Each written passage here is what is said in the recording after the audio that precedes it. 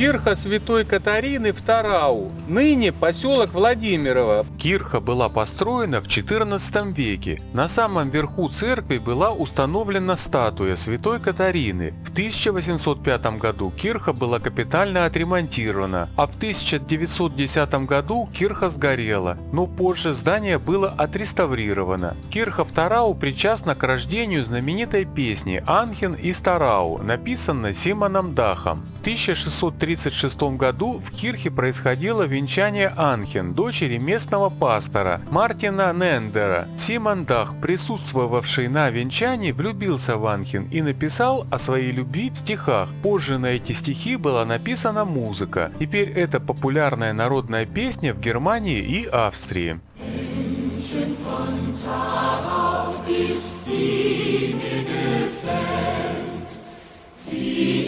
Mein Leben, mein Blut und mein Geld. Буквально в сотне метров от кирхи расположена братская могила советских воинов, где захоронено 222 солдата.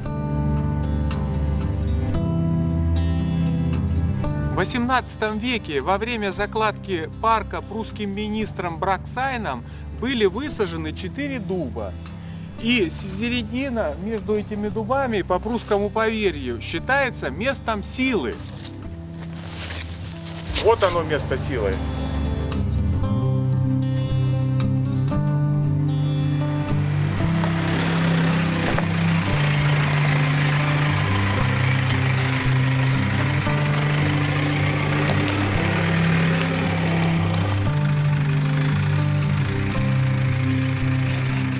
«29 августа 1988 года при взлете с аэродрома Нивинская у самолета МиГ отказал двигатель. Оборвалась лопатка турбины, из-за чего произошел пожар и отказ системы управления. Экипаж в составе гвардии капитана Коржова Михаила Сергеевича и гвардии капитана Рымаря Андрея Ивановича отвернул самолет от находившегося по курсу взлета поселка Владимирово и безуспешно пытался катапультироваться. Самолет столкнулся с землей, летчики погибли. В месте падения самолета впоследствии был поставлен им памятник.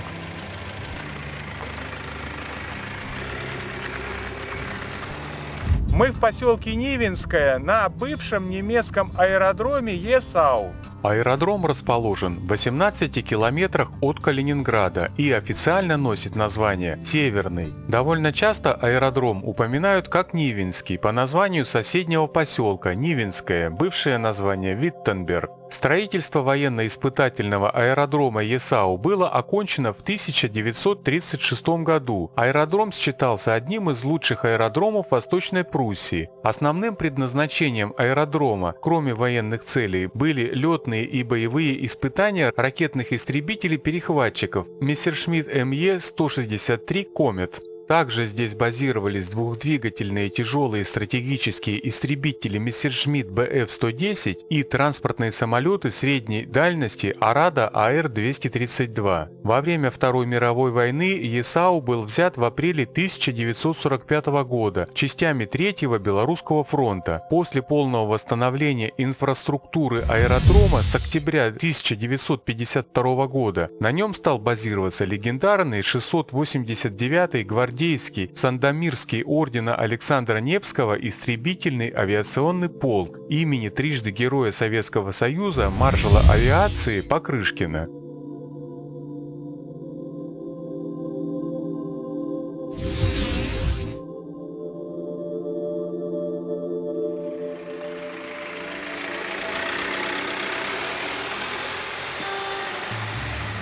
Бывшее название поселка Коббель-Буде Впервые поселение Кобульбуды упоминается в документах 1326 года. Со временем название трансформировалось в Коббельбуде. В 1888 году здесь была построена железнодорожная станция, а через 2 года железнодорожная водонапорная башня. Сечение башня имеет форму восьмиугольника. Стены выложены из полнотелого красного кирпича, а облицовка резервуара выполнена из дерева. Емкость резервуара составляла 50 тонн воды. Этого хватало для заправки 2 паровозов. Много лет башня была заброшена и медленно разрушалась. В 2020 году калининградская художница Анна Федосеева решила превратить здание в художественную студию, и ее проект получил президентский грант. В настоящее время башня практически полностью восстановлена и принимает посетителей.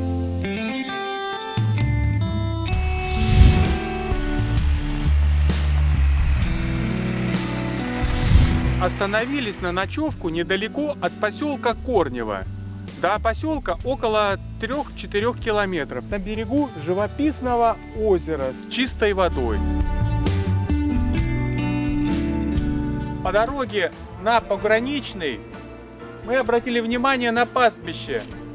Все мы знаем стейки Black Angus, а вот так Black Angus тут произрастает у нас в Калининградской области. Чисто на вольном выпасе, никаких коровников, они тут и днем, и ночью, и зимой, и летом пасутся. Коровы очень агрессивные вообще эти. Местные жители нам рассказывали, что пастух упал с лошади, и коровы его затоптали. Это дикие коровы. Это действительно так было. Мы в поселке Пограничный. Мы здесь были 2 года назад. У Валентина в гостях. Местный житель, который этот памятник из леса привез и здесь поставил, оборудовал. Настоящее орудие. А это достопримечательность поселка Пограничный — нержавеющий дровосек. Его сделал на годовщину поселка местный житель Валентин. Здесь так и написано: «Я тебе нравлюсь, сфотографируйся. Добро пожаловать в Пограничный».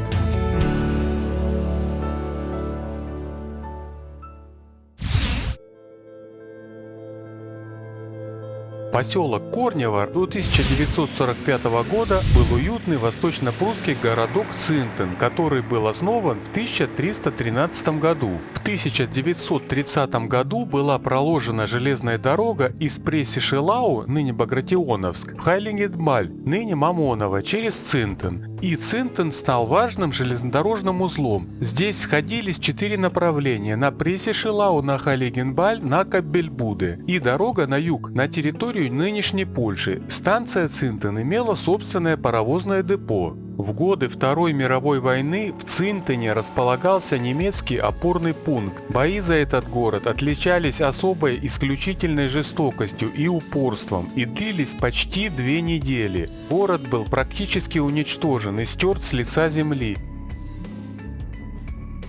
Поселок Корнево находится в нескольких километрах от поселка Пограничный. Водонапорная башня в Цинтене была построена в 1914 году. Сильно повреждена в результате боевых действий. О интенсивности обстрела можно судить по заложенным пробоинам.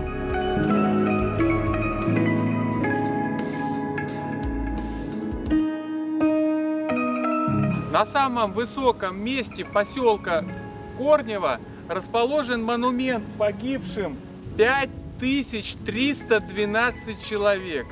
Вдумайтесь в эту цифру. 5312. Первая водяная мельница была построена в Цинтене в 1417 году. Впоследствии она неоднократно перестраивалась и модернизировалась. В настоящий момент здание мельницы заброшено. Мы находимся на 1-м этаже. Под нами еще 3 этажа идет вниз, и дальше крутой обрыв к реке. И над нами еще 3 этажа мельницы. Огромные толстые бревна, перекрытий, лаги, балки. На века все делалось.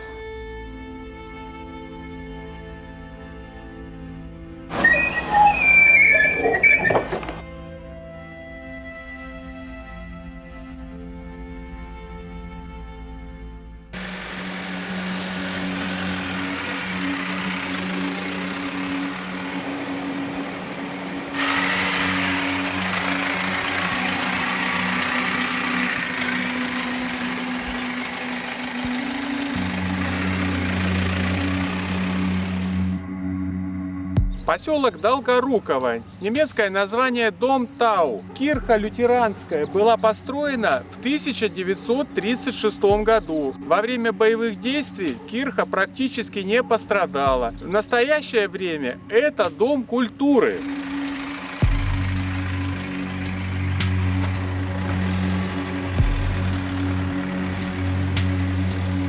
Братская могила советских воинов, в которой захоронено более 750 человек.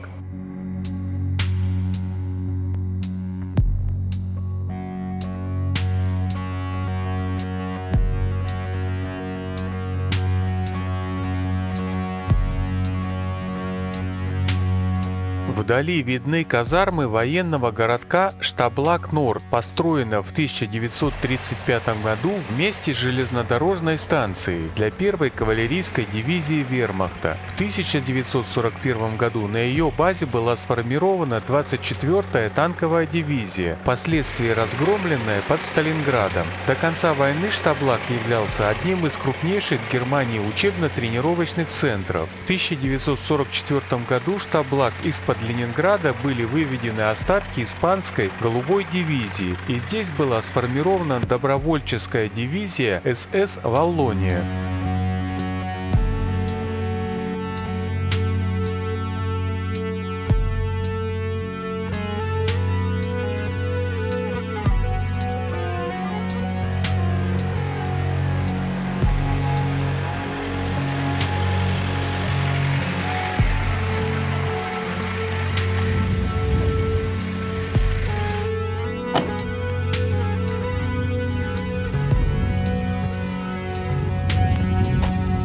Сзади меня находилась железнодорожная станция, а здесь проходила железная дорога на прессе Шилау.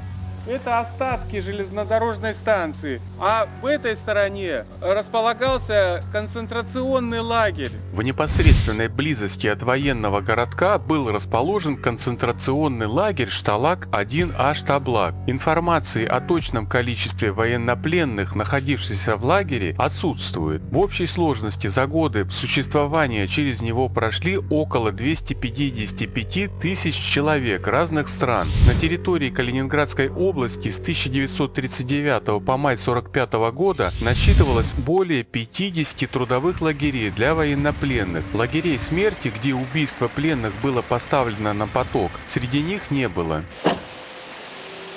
Здесь расположено интернациональное кладбище узников бывшего концлагеря Шталак-1А Штаблак.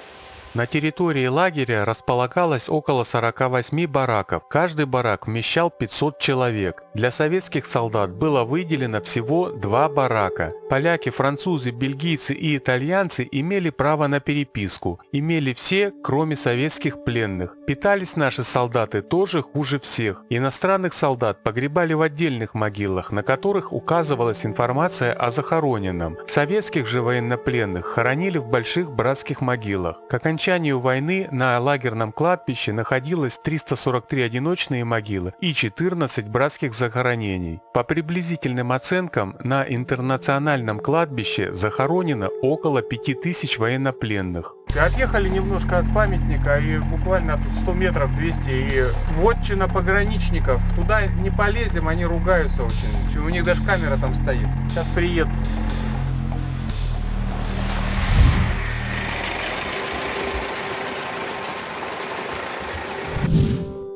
Серый, прямоугольный, с овальным сводом, ничем не примечательный, бетонный мост. А мост — это всегда путевая точка, к которой хочется подъехать, остановиться и ее осмотреть. Данный мост был построен для железной дороги Домтау, Прессе-Шилау, Долгорукова до Багратионовска.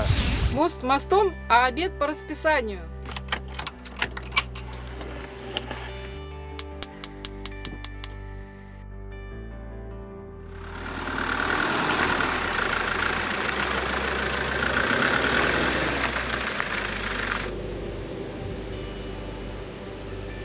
Мы в поселке Гвардейское, бывший Мюльхаузен. В нем расположена кирха Святой Анны.